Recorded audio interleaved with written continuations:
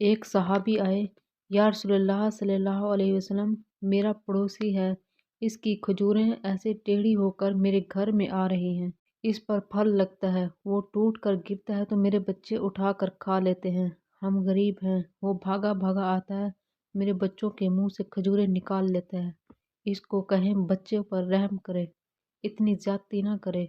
آپ نے اس کو بلایا، وہ منافق تھا۔ آپ علیہ السلام نے اس سے فرمایا، بھائی یہ سودا کرتے ہو؟ کہا جی۔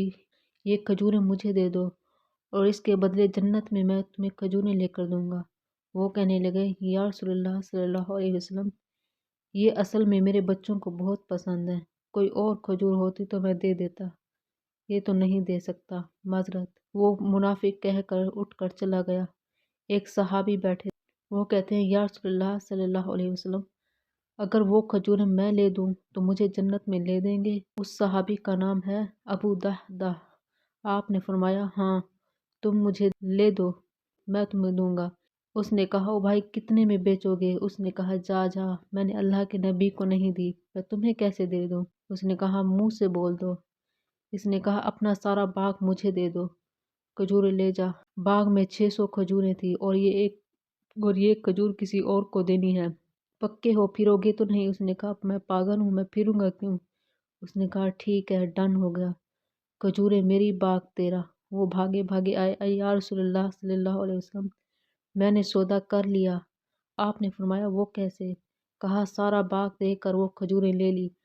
آپ علیہ السلام نے فرمایا، میرا سودا بدل گیا، اے صحابی، اپنی آنکھوں سے دیکھ رہا ہوں، اللہ نے تیرے لیے جنت میں ایک گھر نہیں، ہزاروں محل تیار کر دیے، ایک باغ نہیں، ہزاروں باغ تیار کر دیے ہیں۔ یہ ہے محبت کی نشانی، یہ ہے ایمان کی نشانی۔ اور آج یہ امت محمدیہ، ہمارے پاس کھجوریں نہیں، پورے فریج بھرے ہوئے ہیں، ہمارے پاس 3 نہیں بلکہ 300 نعمتیں ہیں، مگر سوال یہ ہے کہ ہمارے دلوں میں وہی قربانی ہے؟ میرے نبی صلی اللہ علیہ وسلم ہمارے درمیان نہیں، لیکن سنت ہمارے پاس ہے۔ آج نبی صلی اللہ علیہ وسلم ہمیں دیکھ کر یہ پوچھ رہے ہوں گے کہ تم نے میرے دین کے لیے کیا چھوڑا، تو ہم کیا کہیں گے؟ یا اللہ ہمیں توفیق دے، ہم سب کچھ پا کر بھی رب کو ناراض کر بیٹھتے ہیں۔ یا اللہ ہمیں وہ دل عطا فرما جو تیرے نبی کو محبوب تھے۔